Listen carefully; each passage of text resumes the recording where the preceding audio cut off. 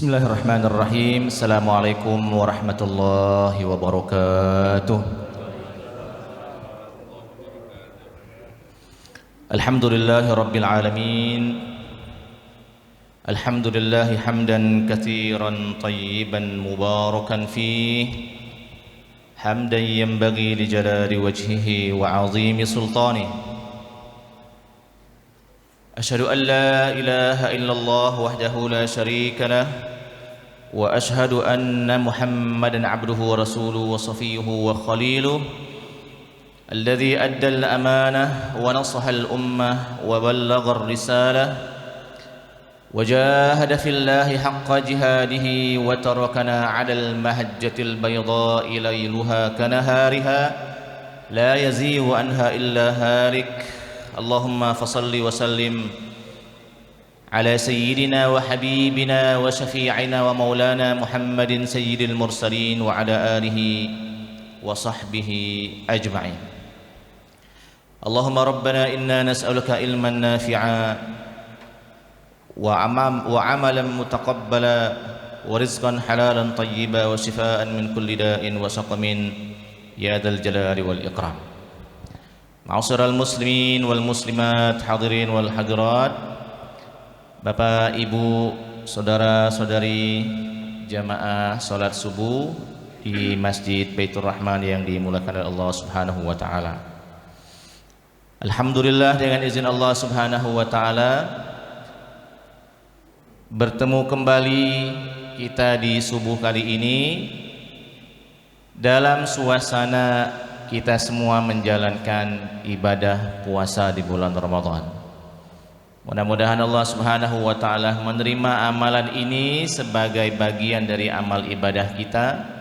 Siang harinya kita berpuasa dan malam harinya mudah-mudahan Allah Subhanahu wa taala juga menerima rangkaian ibadah salat, zikir, tilawah yang kita kerjakan bermalaman semalam di malam bulan Ramadan khususnya. Ma'asyiral muslimin yang dimuliakan oleh Allah Subhanahu wa taala. DKM Masjid khususnya masih meminta kepada kami untuk berbicara tentang fikih puasa. Walaupun ini adalah pembelajaran yang terus berulang di setiap tahunnya, tapi mudah-mudahan semakin diulang semakin licin, semakin diulang semakin tajam, semakin diulang semakin bersih, semakin diulang semakin ingat, dan mudah-mudahan semakin diulang semakin ingat semakin bersih. Mudah-mudahan ibadah Ramadan kita tidak keluar dari koridor batasan-batasan yang sudah dijelaskan oleh para ulama kita, dan kita semua bisa menjalani khususnya pada tahun 1443 Hijriah ini Ramadan kita tidak keluar sekali lagi dari apa yang sudah dijelaskan oleh para ulama. Di 2 pekan yang lalu lebih dan kurang kita sudah mengawali berbicara tentang rukun puasa. Dan di 2 pekan kemarin saya sudah menjelaskan bahwa rukun puasa itu hanya ada 2. Ini sekedar mengulang. Yang pertama adalah niat, dan kita juga sudah menyepakati bahwa niat itu adanya di dalam hati. Adapun melafazkannya dalam mazhab Syafi'i disukai, bukan hanya boleh, disukai. Nawaitu shauma ghadin an ada'i fardhi syahri ramadhan hadhihi sanati lillahi ta'ala. Biasanya inilah bentuk lafaz niat yang sering dibaca oleh penduduk kita Indonesia secara umum, dan sebenarnya ini lafaz niat yang dibaca oleh orang di dunia ini, terutama mereka-mereka yang sepakat menggunakan dan memakai kaidah-kaidah berfikih dalam mazhab Syafi'i. Walaupun ada yang kurang setuju dengan model melafazkan seperti ini, tetapi dalam fikih ini dibenarkan. Di dalam fikih ini dibenarkan. Dan secara teknis tentunya saat kita masuk ke jajaran teknis, kita tidak menyalahkan kalau seandainya ada yang membaca ini sendiri-sendiri, ada yang membaca ini rame-rame, Yang rame-rame ada yang membacanya setelah sholat tarawih, yang rame-rame ada yang bacanya sebelum mereka santap sahur di rumah masing-masing. Ini teknis, sekali lagi ini teknis, dan dalam tataran teknis tentu dia lebih fleksibel lagi. Kemudian yang berikutnya, ma'asyiral muslimin, kita juga menyepakati bahwa niat itu khususnya untuk puasa bulan Ramadan harus dibermalamkan, dan ini hampir-hampir disepakati oleh para ulama. Puasa wajib, terutama puasa Ramadan, niatnya harus di malam hari. Dan kategori malam itu adalah dari mulai kita berbuka puasa sampai sebelum azan subuh, itu kategori malam. Maka kalau ada yang berniat setelah sholat tarawih, itu sudah benar niatnya. Ada yang niatnya saat makan sahur, itu sudah benar. Nah, yang tidak benar itu dia niatnya pagi hari. Pagi hari. Mungkin malam itu dia tuh tidur, kata Ustadz Windo, telajuan tuh. Telajuan tuh. Dia tuh tidur malam hari itu, kemudian bangunnya misalnya besok pagi jam 7 pagi misalnya. Tidak ada niat sama sekali dia untuk berpuasa Ramadan, tidak ada niat yang dibermalamkan. Nah, yang seperti ini puasanya oleh para ulama dipermasalahkan. Malam yubayitu siyama, kata Rasulullah SAW, siapa yang belum tidak membermalamkan niat, fala siyama lahu, maka tidak ada puasa baginya. Berbeda dengan puasa sunnah. Kalau puasa sunnah boleh berniat di pagi hari, boleh berniat di jam 6, di jam 7, di jam 8 boleh, di jam 9 boleh. Asalkan dari subuh ke jam 9 itu belum ada yang dimakan. Ibu-ibu misalnya nanti Syawal, karena mungkin bangun sahur ini menyita capek tubuh yang luar biasa, akhirnya misalnya ibu-ibu puasa Syawalnya tiba-tiba tidak sahur. Bangun-bangun orang sudah azan, kemudian ibu-ibu sholat subuh, habis sholat subuh tidur lagi misalnya, bangun-bangun jam 7, jam 8. Saat bangun jam 7, jam 8 itu barulah ada niat, caknya aku ini nak pengen puasa Syawal bae. Nah, ini dalam fikih dibenarkan, asalkan dari subuh ke jam 8 pagi itu belum ada yang dimakan sama sekali, itu dibenarkan. Cuma kalau dari pagi sampai jam 8 itu lah ada lontong, lah ada laksan, lah ada burgo gitu kan, nah itu tidak boleh puasanya. Ini sesuai dengan perilaku Rasul Shallallahu Alaihi Wasallam. Jadi Rasul kita Shallallahu Alaihi Wasallam itu sekali waktu sholat subuh berjamaah, dan memang beliau selalu sholat subuh berjamaah karena antara rumah beliau dengan masjid beliau itu dekat sekali. Itu hanya space raudhah saja. Itulah space tanah kosong dulu di zaman Rasul. Itu tanah kosong. Jadi dari rumah Rasul, raudhah langsung masuk Masjid Nabawi. Selalu sholat subuh berjamaah. Setelah sholat subuh berjamaah, Rasulullah SAW juga kadang-kadang bercerita dengan para sahabatnya. Mungkin itu majelis taklimnya versi beliau dulu. Kadang-kadang Rasul bertanya tentang mimpi, kadang-kadang Rasul menafsirkan mimpi Rasul sendiri gitu ya. Poinnya bukan di mimpinya. Setelah beliau ngobrol dengan para sahabat, kemudian matahari terbit, kemudian kemungkinan besar beliau juga melaksanakan ibadah sholat syuruk atau ibadah sholat sunnah. Ada khilafiyah memang di antara para ulama namanya apa, tapi yang jelas beliau pulang-pulang ke rumah itu matahari sudah terbit. Saat matahari sudah terbit itulah akhirnya Rasul masuk ke rumah, bertemu dengan istri beliau Aisyah radhiyallahu anha. Baru kemudian Rasul bertanya, wahai Aisyah, ada apa di rumah kita? Ada apa makanan di dapur? Kata Aisyah radhiyallahu anha, belum ada apa-apa ya Rasul, belum ada apa-apa, belum ada makanan yang disiapkan. Kalau begitu kata Rasul, izan ana shaimun. Ini kata Rasul, kalau begitu biarlah aku nak puasa bae. Jadi Rasul itu baru meniatkan untuk berpuasa itu setelah balik dari sembahyang subuh dan matahari sudah terbit. Nah, ini berlaku untuk puasa sunnah. Tapi untuk puasa wajib berlaku hadis Rasul yang lain, malam yubayyit siyama fala siyama lahu. Siapa yang belum membermalamkan niat, siapa yang tidak pasang niat di malam hari, tidak ada puasa wajib bagi dia. Ini hanya mengulang saja. Jadi satu, niat. Yang kedua, rukun yang kedua adalah imsak. Apa yang dimaksud dengan imsak? Imsak itu adalah menahan diri dari seluruh yang bisa membatalkan puasa, dari terbit matahari atau dari terbit fajar sampai tenggelamnya matahari. Itu definisi imsak. Nah, sekarang saya akan masuk ke sunan as-saum. Saya akan masuk ke sunnah-sunnah dalam berpuasa. Ada 11 yang pengen saya sampaikan. Mudah-mudahan 11 ini tembus ke zuhur. Mudah-mudahan. Kata ibu-ibunya, urung nak belanja ini. Nomor 1, yustahabbu lis-shaimi ma ya'ti. As-sahuru. Nomor 1 adalah makan sahur. Ini sunnah, jangan ditinggalkan. Kata Pak Maulana, ada yang mau diet. Yang mau diet pun jangan ditinggalkan. Maksudnya makan sahur itu jangan ditinggalkan, karena makan sahur itu ada keberkahannya di sana. Jangan tidak makan sahur sama sekali. Itu sunnah. Dan Rasulullah SAW karena orang Arab dan makanan pokok beliau adalah kurma, jadinya Rasulullah SAW makan sahurnya dengan kurma.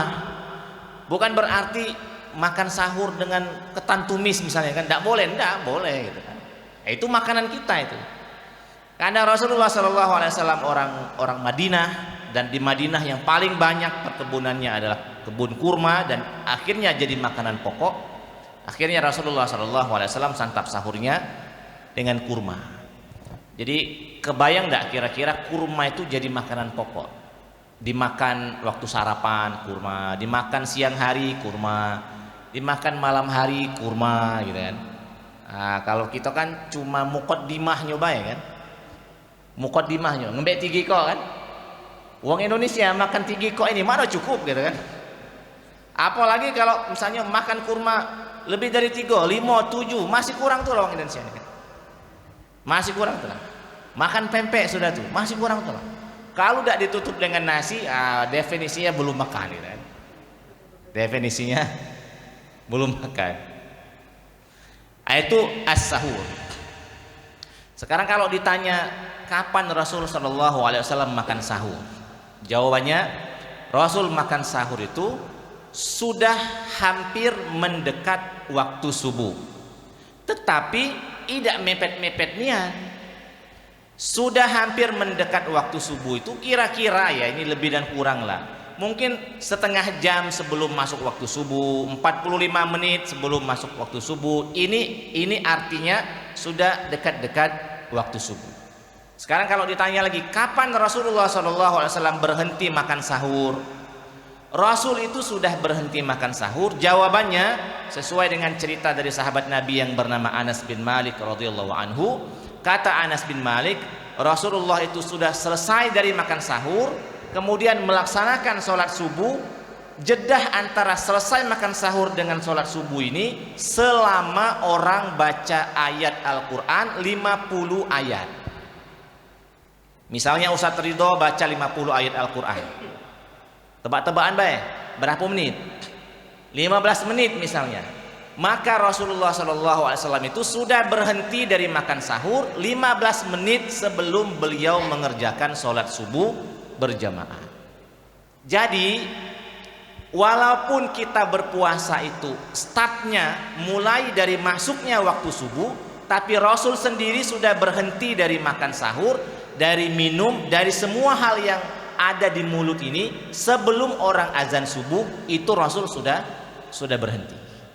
Makanya perdebatan masalah jadwal imsakiyah yang ada di Indonesia ini, saya kira ini kalau kita baca tradisi sahurnya Rasul, kira-kira Rasul itu menerapkan metode imsakiyah juga. Rasulullah SAW itu sudah menerapkan berhenti sebelum subuh. Nanti ada yang nanya lagi, pada saat sudah masuk jadwal imsakiyah, waktu imsak, apakah kita masih boleh makan minum? Jawabannya masih boleh. 10 menit sebelum orang azan subuh masih boleh makan sahur, masih boleh minum. Tetapi jauh lebih baik kalau seandainya waktu itu kita sudah berhenti. Ini yang saya maksud, Rasulullah SAW itu makan sahurnya dekat-dekat subuh, tapi tidak mepet-mepetnya. Nah, ma'asyiral muslimin, Saya kira ini penjelasan tentang sahurnya Rasul ini kadang-kadang jarang diangkat oleh sebagian orang, sehingga akhirnya ada orang yang berusaha untuk memprotes seputar jadwal imsakiyah. Kalau tidak setuju dengan nama jadwal imsakiyah, tidak apa-apa kita rubah. Jadwal siap-siap misalnya kan, jadwal siap-siap. Kalau tidak setuju dengan istilah jadwal imsakiyah. Jadwal ini kalau kita naik pesawat terbang pesawat take off jam 8 itu luar biasa pemberitahuannya. Mohon hadir 1 jam sebelum pesawat take off. Ini urusan bumi ini. Urusan bumi, urusan naik pesawat. Diminta 1 jam sebelum keberangkatan sudah ada di terminal. Oh, ini mau puasa. Masa mau puasa kita masih berlumuran mulut kita padahal subuh sebentar lagi, 1 menit lagi, 2 menit lagi. Saya kira itu tidak bagus jadinya. Puasanya jadinya tidak bagus. Sama juga lah seperti kita sholat, kalau seandainya azan subuh jam 4.45, maka yang hadir ke masjid jam 4.40, saya kira kita patut kasih jempol 2. Yang hadir di masjid jam 4.40 sebelum azan berkumandang, saya kira kita kasih jempol 2. Ya walaupun boleh-boleh saja saat orang azan datang ke masjid, setelah orang azan datang ke masjid. Tetapi saya kira sebelum itu lebih utama dan lebih afdal. Itu yang pertama, ma'asyiral muslimin, terkait dengan makan sahur dan bagaimana tradisi Rasulullah SAW makan sahur. Nomor 2, sunnah orang berpuasa itu adalah ta'jilul fitri inda tayakkunil ghurubi wa qabla shalah. Menyegerakan berbuka puasa saat sudah yakin masuk waktu maghrib dan belum dulu mengerjakan sholat maghrib. Jadi kalau ada yang nanya, boleh nggak Ustaz kami sholat dulu biar fokus, kaget bebukonya? Jawabannya makruh, tidak haram. Jawabannya makruh. Ini pekerjaan agak kurang disukai. Jadi jadi Allah Subhanahu wa taala itu Maha Pengasih, Maha Penyayang, bikin aturan sedemikian rupa sangat manusiawi sekali. Orang puasa seharian disuruh makan dulu, disuruh minum dulu, nanti sholat maghrib nanti. Tapi nantinya bukan nanti-nanti, bukan. Pecah kalah dulu, batal kalah dulu puasanya itu, barulah mengerjakan sholat maghrib.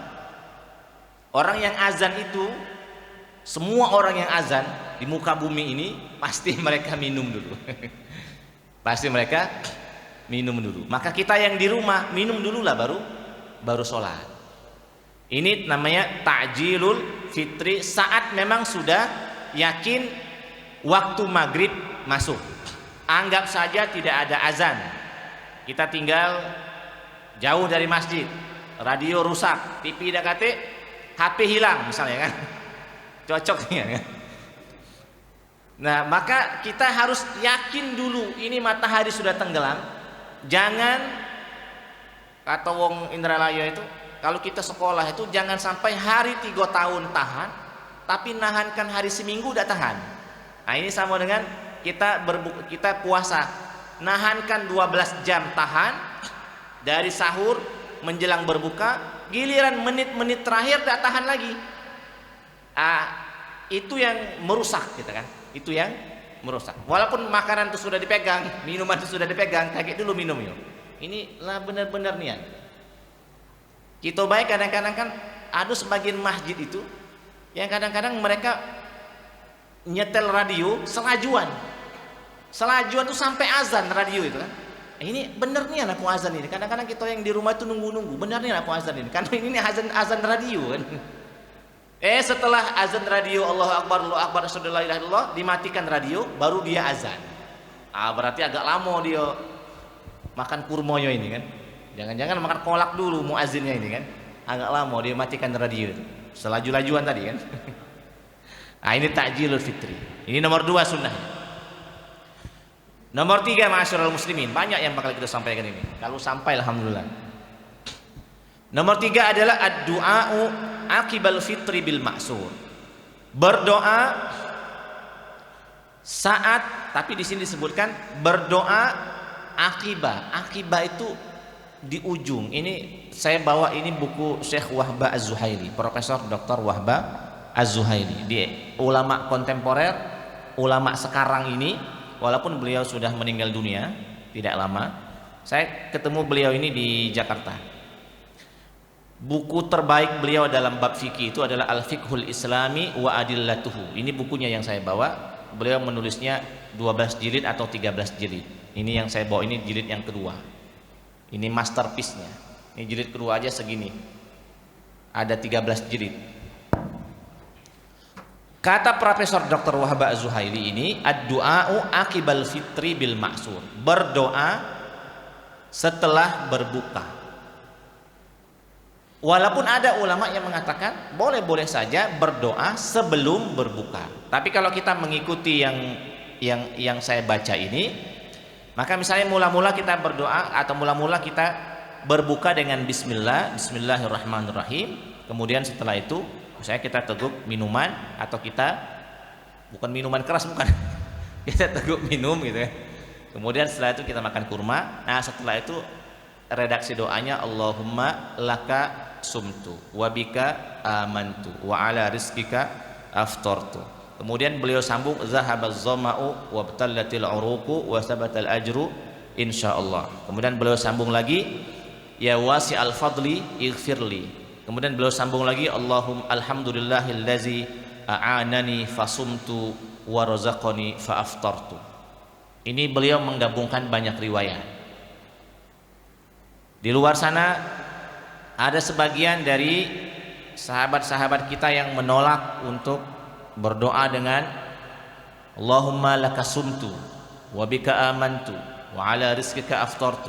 Ada sebagian yang menolak dan mengkampanyekan bahwa itu hadisnya dhaif. Saat para ulama menulis buku ini, para ulama itu sudah riset dan mereka tahu memang itu hadis dhaif.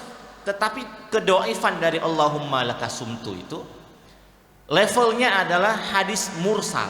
Hadis mursal itu doifnya itu tidak doif-doifnian kira-kira itu kan. Ini ibarat obat, walaupun bukan obat premium, tapi tidak ecek-ecek nian ini obat. Jadi saat para ulama menuliskan doa Allahumma laka sumtu, beliau itu sudah tahu. Ini doa hampir ada di seluruh kitab-kitab mazhab klasik. Dalam mazhab Hanafi, dalam mazhab Maliki, dalam mazhab Syafi'i, dalam mazhab Hambali, ini ada semua. Dan doa ini dipakai oleh seluruh orang di dunia. Doa ini dipakai oleh mereka yang para ulamanya, kiainya, ustadznya, awamnya, dipakai semua. Lalu tiba-tiba ada yang menggaungkan doa itu salah. Kan kadang-kadang kita jadinya emosian kadang-kadang. Frase atau diksi salah apalagi disertai dengan garis silang seperti itu misalnya ya, saya kira itu adalah diksi yang tidak mendidik. Itu diksi yang kadang-kadang membuat masyarakat kita ini akhirnya emosian. Kalaulah seandainya memang kepengen memakai doa berbuka puasa zahabaz zama'u wa batallatil uruqu wa sabatal ajru insyaallah, boleh, silakan, boleh-boleh saja, tetapi jangan menyalahkan yang berdoa Allahumma lakasumtu. Nah, Syekh Wahab Az-Zuhaili di dalam kitab ini beliau jangan ribut, kira-kira saya gabungkan saja. Dua doa itu saya pakai semua. Allahumma lakasumtu dipakai beliau, setelah itu beliau lanjutkan dengan zahabaz zama'u wa batallatil uruqu wa sabatal ajru insyaallah. Dan saya kira para ulama itu sudah sampai dalam taraf sepakat bahwa hadis dhaif itu boleh dijadikan sebagai doa, boleh. Hanya yang bukan ulama saja yang tidak sepakat. Garis bawah itu.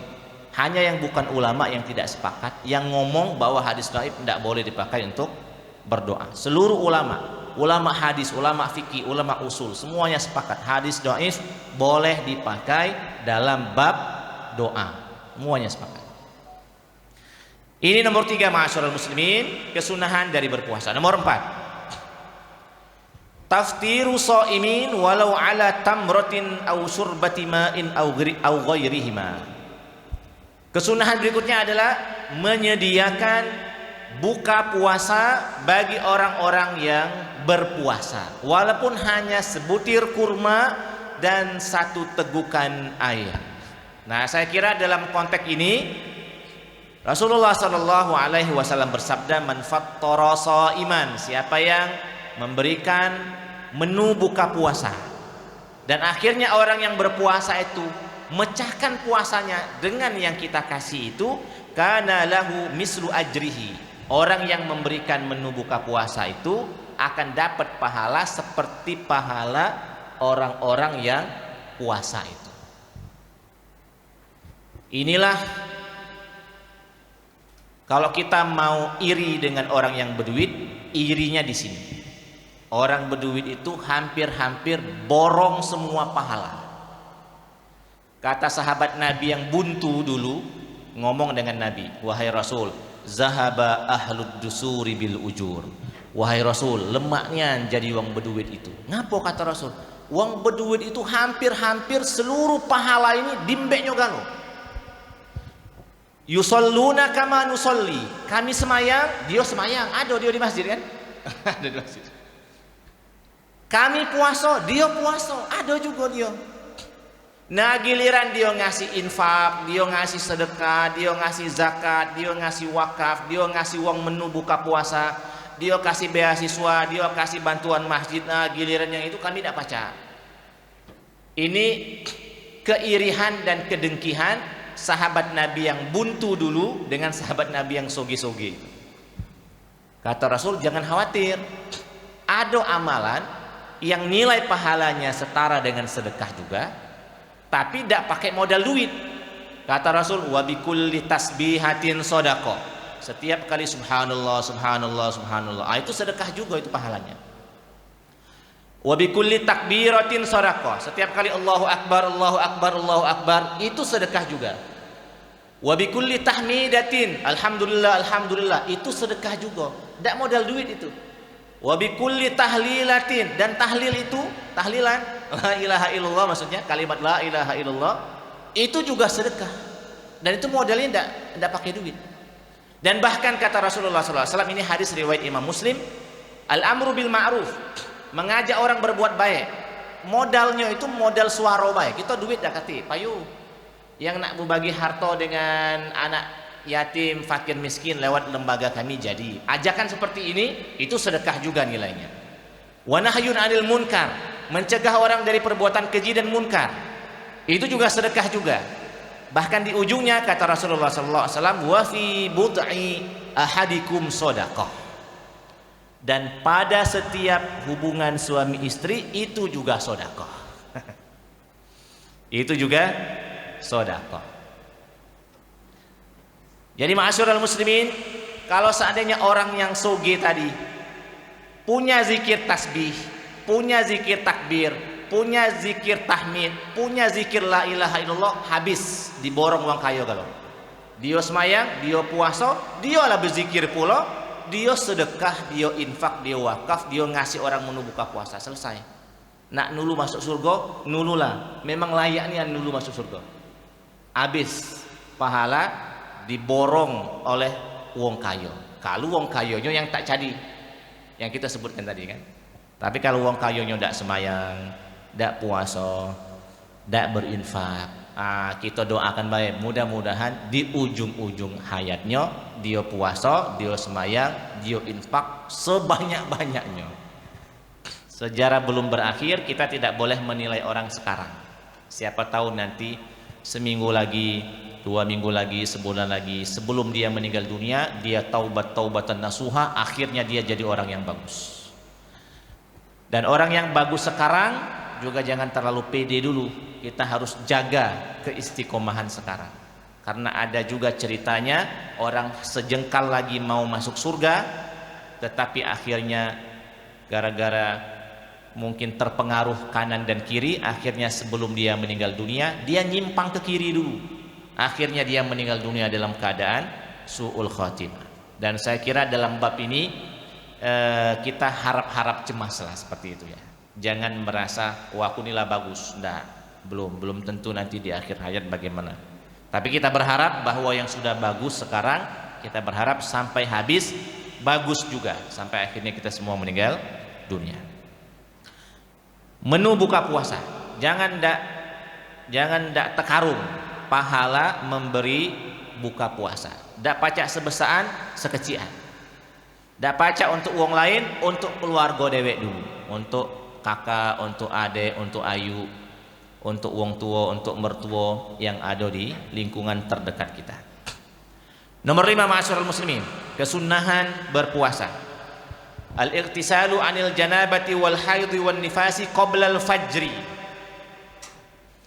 Mandi wajib karena sebab hubungan suami istri, atau karena sebab haid, atau karena sebab nifas. Mandi wajibnya, bagusnya sebelum masuknya waktu subuh. Ini sunnahnya, bagusnya sebelum subuh sudah bersih-bersih. Tapi kalau seandainya ada beberapa kondisi yang membuat akhirnya orang azan subuh, kita masih dalam keadaan berhadas besar, belum mandi wajib, kemudian mandi wajibnya setelah masuk waktu subuh, apakah puasanya masih tetap boleh? Jawabannya, puasanya masih tetap boleh. Ini pernah sesekali, atau ini pernah sekali waktu terjadi dengan Rasul Shallallahu Alaihi Wasallam. Kata Aisyah radhiyallahu anha, dalam bab fikih kita tidak ada malu-malu ya. Kata Aisyah radhiyallahu anha, anna Nabiya sallallahu alaihi wasallam yusbihu junuban min jima'in. Rasul itu pernah masuk waktu subuh masih dalam keadaan junub. Rasul itu masuk waktu subuh masih dalam keadaan berhadas besar, belum mandi wajib. Akhirnya kata Aisyah radhiyallahu anha, sudah masuk waktu subuh baru Rasul mandi wajib, kemudian baru beliau pergi ke masjid, dan puasanya lanjut saja. Nah, ini jugalah akhirnya yang membuat oleh sebagian ulama saat mereka berbicara tentang azan dan iqamah, memang Baitur Rahman saya kira sudah maksimal menerapkan ini. Memang bagusnya jedah antara azan dan iqamah itu, khususnya subuh, itu cukup. Yang belum mandi wajib cukup untuk mandi wajib, yang butuh wudu cukup untuk wudu. Saya kira jedah 10 menit antara azan dan iqamah di Baitur Rahman itu sudah sangat sempurna. Yang Allahu Akbar, nah yang di rumah belum mandi katanya, dia masih kodak mandi. Terutama yang rumah sekitar sini.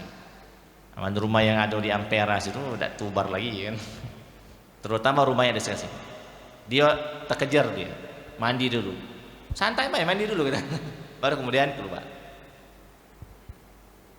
Ini nomor 5. Jadi usahakan kita semua yang kebetulan berhadas besar di malam hari, kalau bisa sebelum subuh sudah harus mandi wajib. Nomor 6, kaful lisani wal jawarih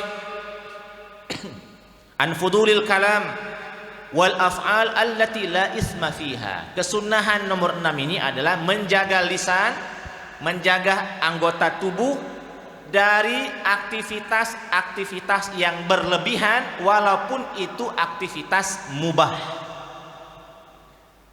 Misalnya main game, itu mubah-mubah baik sebenarnya. Tapi kalau seharian bulan puasa main game, itu sudah makruh.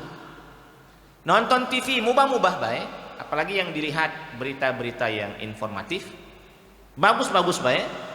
Tidur boleh-boleh baik, cuma kalau seharian tidur dari sudah sahur tembus ke maghrib misalnya kan tidurnya, ini minum CTM mungkin dia sahurnya kan. Tembus ke maghrib tidurnya, saya kira itu juga bukan hal yang bagus.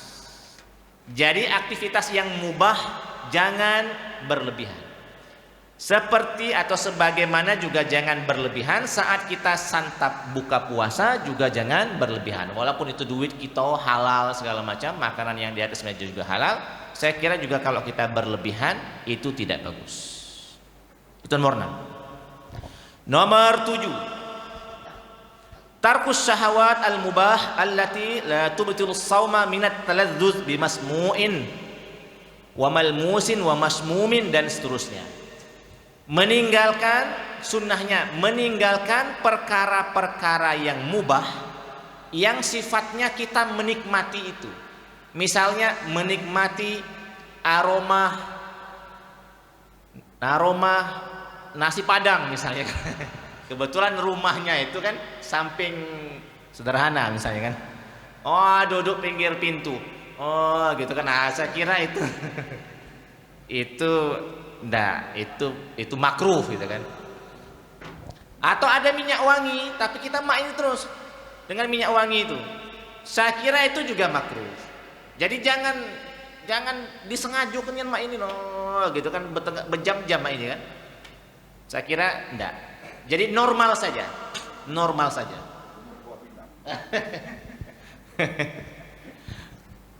Kumur-kumur saat kita berpuasa Ramadan. Jangan pula berkumur-kumurnya itu seperti kita kumur-kumur sebelum Ramadan. Pakai dicungak ke dulu kan, kok gitu kan. Itu kan berlebihan. Itu mubah baik, tapi kalau jenis berkumurnya seperti itu di bulan Ramadan itu sensitif. Sama juga istinsar, memasukkan air ke hidung. Ini kalau yang tidak biasa tidak usah. Kesedakan, bahasa Palembang jangan? Tidak tahu bahasa Palembang, bahasa dosun itu. Sini ya. Kesedakan, bahasa wong meranjat wong kami, kesedakan ini sampai ke sini. Pusing gitu kan. Itu istinsak dan istinsar yang memang tidak biasa nggak usah dipakai. Yang sudah biasa istinsak dan istinsar di bulan puasa pun jangan berlebihan. Itu nomor 7. Nomor 8. Yusannu 'inda Syafi'iyah, dalam mazhab Syafi'i kesunahan nomor 8 ini adalah tarkul fasdi wal hijamati li nafsihi wa ghairihi. Meninggalkan fasdu. Ini ternyata bahasa Arab. Fasdu, ya Pak Dokter ya. Fasdu ini mengeluarkan darah, atau hijamah, berbekam. Walaupun berbekam tidak batal puasa, tapi bagusnya sunnahnya jangan berbekam di siang hari kalau memang tidak ada kebutuhan. Jangan fasdu di siang hari kalau memang tidak ada kebutuhan. Jangan donor darah siang hari kalau memang tidak ada kebutuhan. Kalau mau donor darah fasdu bekam, malam hari baik. Lemak setelah itu, makan telur gitu kan. Minum susu gitu kan.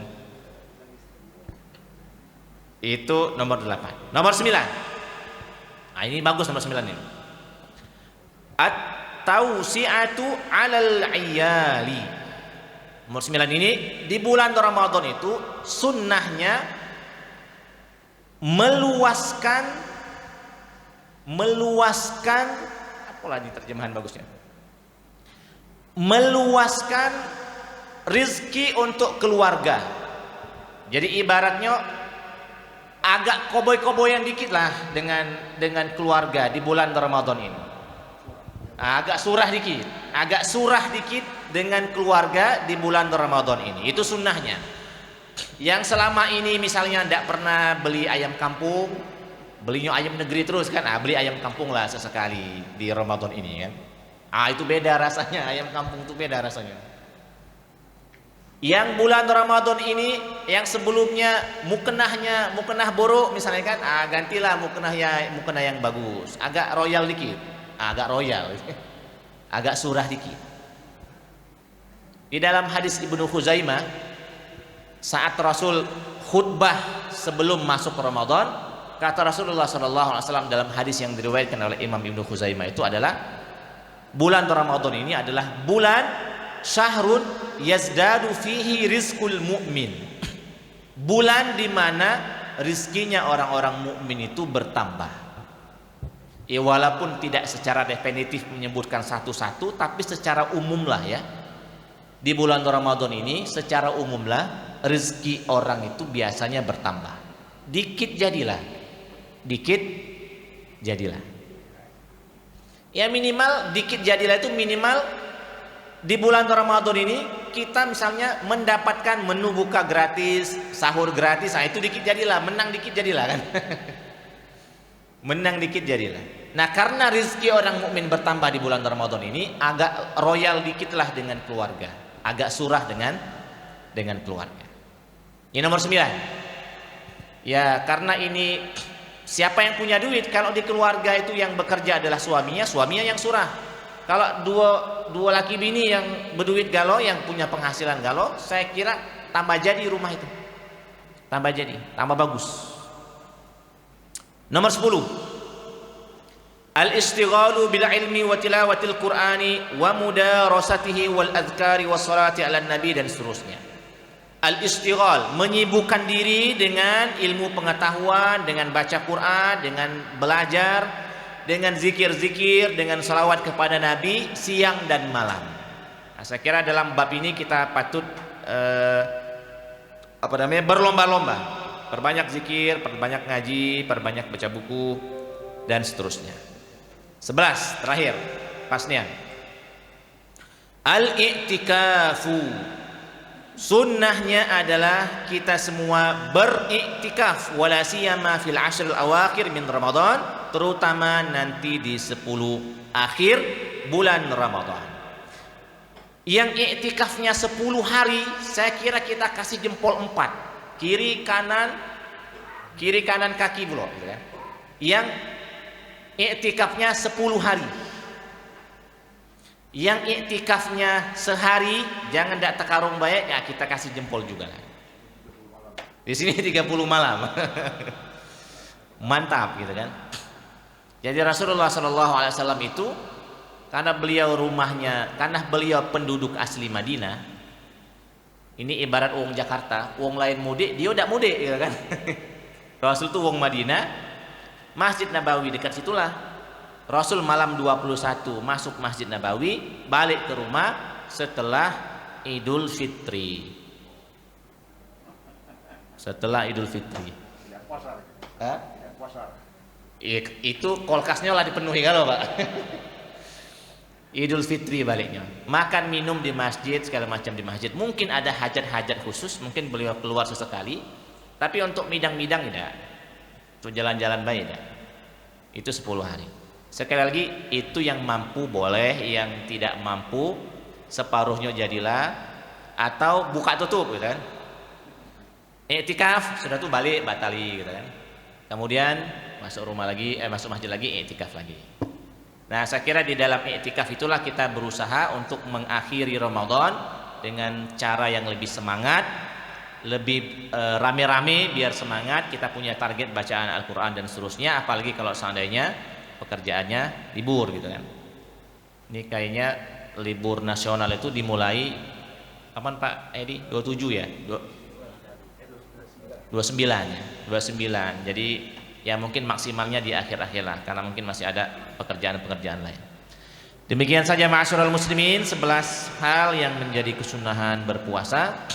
Mudah-mudahan ada manfaatnya. Kepada Allah Subhanahu wa taala kita mohon ampun dan mohon diterimakan semua amal ibadah kita pada hari ini khususnya. Jika ada yang pengen ditanyakan boleh, jika tidak ada boleh juga. Tergantung dengan jamaah itulah. Silakan kalau memang masih ada yang pengen ditanyakan.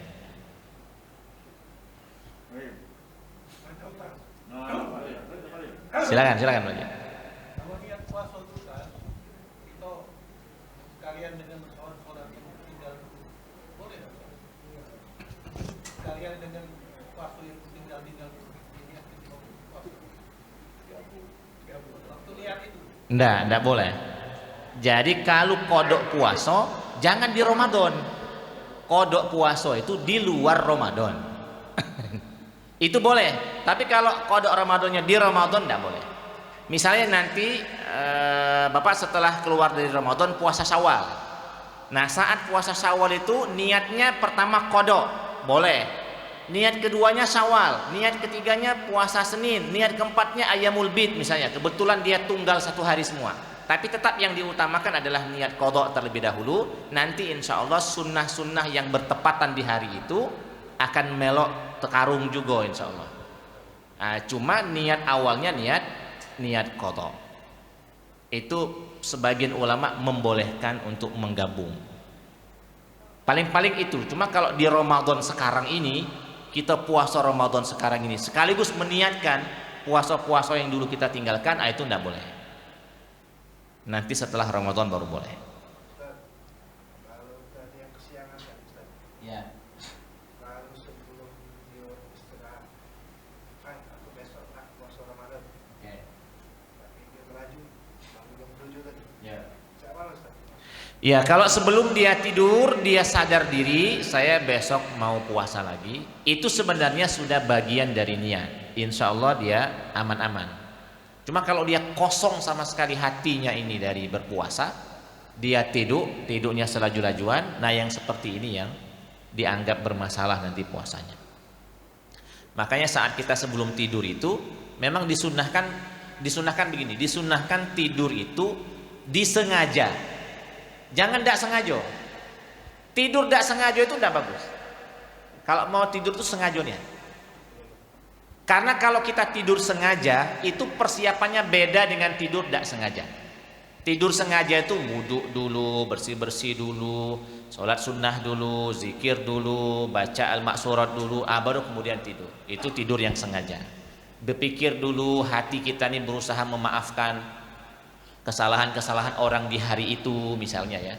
Kemudian berpikir besok aku ini nak puasa, mudah-mudahan terbangun. Nah setelah itu terjadilah apa yang terjadi. Kalaupun saya kesiangan, insya Allah dia aman-aman. Karena ada satu mazhab yang niat puasanya itu diborong di awal saja. Sengaja aku niat puasa bulan-bulan Ramadan. Iya. Ya, niat puasa borongan, sengaja aku berpuasa selama 1 bulan penuh fardu karena Allah Subhanahu wa taala, itu sebagian ulama memang membolehkan untuk di awal Ramadan. Tetapi tetap saja di hari yang kedua, di hari yang ketiga, di hari yang keempat harus diperbaharui. Karena kalau sengaja saya puasa selama bulan Ramadan, kan kita tidak tahu hari keberapa nanti kita sakit, hari keberapa kita musafir, hari keberapa kita pingsan misalnya ya, semoga tidak terjadi. Sehingga kita butuh pembaharuan niat setiap malam. Itu dalam mazhab Maliki Pak, membolehkan niat puasa borongan. Nah, kata para ulama yang tidak terlalu sepakat, boleh baik niat borongan, tapi tetap setiap malam harus diperbaharui. Maksudnya tadi itu untuk menutupi kalau kelupaan tadi. Mungkin bisa jadi solusi. Diniatkan sedari awal pengen niat puasa selama sebulan penuh, kemudian di malam hari setiap malam berusaha diperbaharui. Sekali waktu misalnya lupa dan seterusnya, mudah-mudahan itu tercover. Bisa jadi mudah-mudahan. Ya Pak Ji. Wudhu sebelum tidur itu. Ya. Kalau naik ipan batal, apa wudhu lagi? Mana nak wudhu apa laju? Berwudhu sebelum tidur, baru naik dipan, batal. Belum lama tuh kita berjam kan? Ulang lagi atau laju baik. Yang paling bagus itu ulang lagi. Usahakan sunnah berwudhu itu usahakan mata terpejam, wudhu masih. Setelah itu terserah. Dan tengah jalan tidur terserah nak batalkan, kita udah tahu kan? Seperti itu kan? Kadang-kadang perjalanan kata Rasul kita tidak tahu aina batat yaduhu. Perjalanan tangan ini kemana-mana kita tidak tahu kan. Jadi bagusnya diulang lagi. Kalau udah lesu kan. Kalau udah lesu. Kalau lesu jadilah itu kan. Jadilah itu. Ibu-ibu, ada ibu-ibu? Ya silakan, mantap. Salam.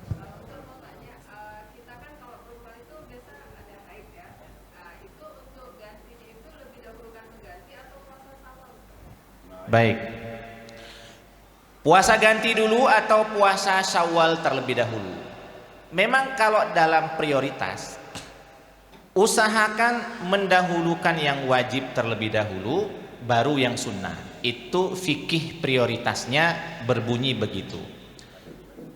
Dahulukan sholat maghrib dari sholat tarawih. Sebenarnya fikih prioritasnya begitu. Tapi bukan berarti kita mempertentangkan antara keduanya, bukan. Tapi kita berusaha untuk mengurutkan sesuai dengan skala prioritas.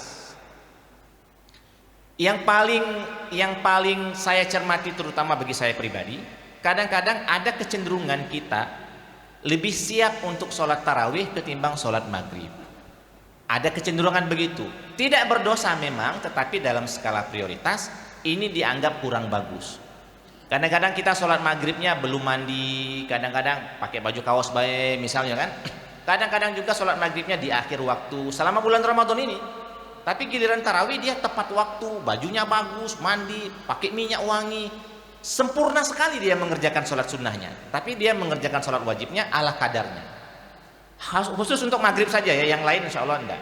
Karena kita kadang-kadang godaan berbuka puasa itu, apalagi kalau berbuka puasa di rumah, itu godaannya memang besar. Hanya orang-orang yang kuat iman dan takwa gitu. Yang kalau dia berbuka di rumah, dia keluar untuk sholat maghrib berjamaah di masjid. Itu hanya orang-orang pilihan saya kira. Balik lagi ke qodok dulu atau syawal dulu. Lebih bagus qodok dulu, biar jangan menumpuk-numpuk hutang puasa. Kalau masih ada sisa, baru kemudian syawal. Kalau ibu mau pilih paket minimalis, gabungkan saja niat qodok dan syawal. Insya Allah jadilah itu. Insya Allah jadilah itu. Jadi Ngodok kelar puasa boleh tuh. ngodok kelar puasa. Tahun ini kan tahun. Oke. Ini pertanyaan berikutnya. Kita punya hutang puasa tahun kemarin, tapi masuk tahun ini puasa kita hutangnya belum lunas. Ini menurut mayoritas ulama, puasa yang belum lunas itu tetap wajib dilunasi. Kapanpun. Kalau seandainya penundaan bayar puasa itu karena sebab kelalaian, kita ini sebenarnya sehat walafiat, cuma lesu, akhirnya ketemu Ramadan tahun berikutnya utang belum lunas. Nah, ijtihad para ulama, mayoritas ulama, satu, puasanya tetap wajib diqadha sampai selesai, dan yang kedua, ada denda keterlambatan. Ada. Tapi ini ijtihad para ulama, ini khilafiyah, tapi mayoritas ulama berpendapat ada denda keterlambatan. Denda keterlambatan itu hanya bayar fidyah 1 kali makan setiap puasa yang telat kita bayarkan. Tetap puasa. Jadi misalnya ibu-ibu tahun kemarin punya utang 5 hari. 5 hari ini sampai tahun ini belum lunas, maka setelah Ramadan kaget 5 hari ini tetap wajib dibayar, tapi untuk 5 hari ini bayarkan fidyahnya juga. Bayarkan fidyahnya juga. Dan fidyah itu secara fikih dia murah. Ukurannya itu jangan kurang dari 1/4 zakat fitrah. Murah sekali, 1 mud. Jadi hitungan di zaman Nabi dulu, zakat fitrah itu kan 4 mud. 4 mud itu 4 kali cedokan. Jadi 1 kali cedokan ini 1 mud. 4 kali cedokan itulah sebenarnya zakat fitrah. Zaman dulu orang ngitungnya pakai cedokan itu. 4 cedokan. Nah, fidyah itu 1 kali cedokan. Nah, kira-kira kalau dikonversi ke sekarang ini, umumnya para ulama ngomongnya 1 kali makan kita. Itu dikonversi biar mudah. Kalau kita biasa makan nasi padang harga 20.000, ya berarti 20.000 kali 5 berarti 100.000. Bukan masalah murahnya, tapi berarti sudah telat, berarti kan? Bukan masalah murah 100.000, tapi berarti itu ibu sudah telat. Ya kalau telat kan tidak bagus. Tapi kalau makannya 2 bungkus kan. Nah, 50.000 berarti. Kalau makannya 2 bungkus 50.000 berarti. Tanya lagi kan. Pahalanya Mbak Dia Isa itu lebih besar daripada sholat tarawih.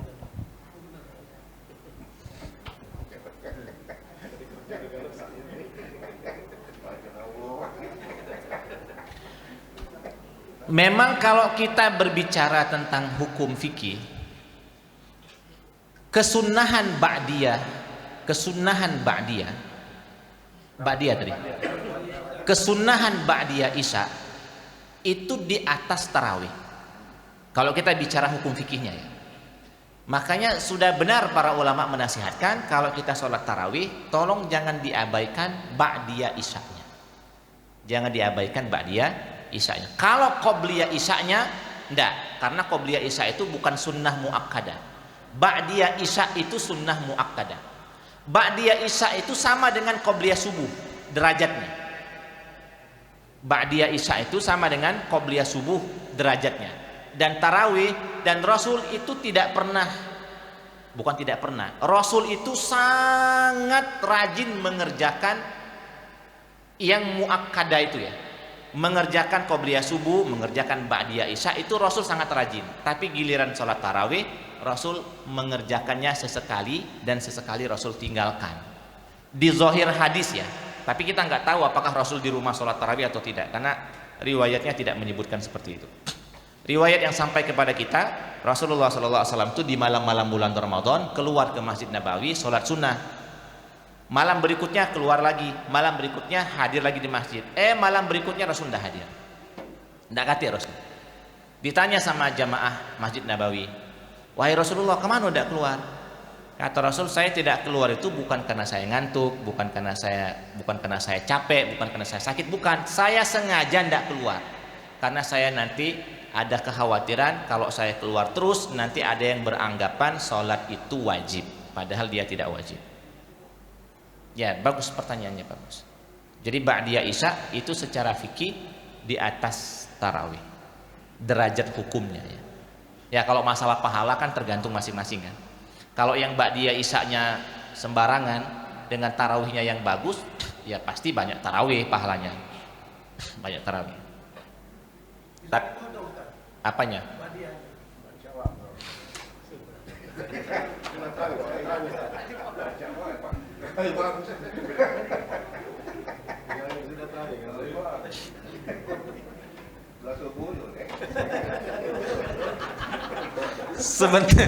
Sementara saya belum bisa jawab, Pak. Mohon maaf, sementara saya belum bisa jawab. Apakah sholat sunnah itu boleh diqadha atau tidak? Tapi fi haqqir Rasul, bagi Rasul Shallallahu Alaihi Wasallam boleh diqadha. Tapi bagi selain Rasul saya belum berani jawab. Ingatan saya belum terlalu maksimal sekarang ini. Tapi fi haqqir Rasul boleh.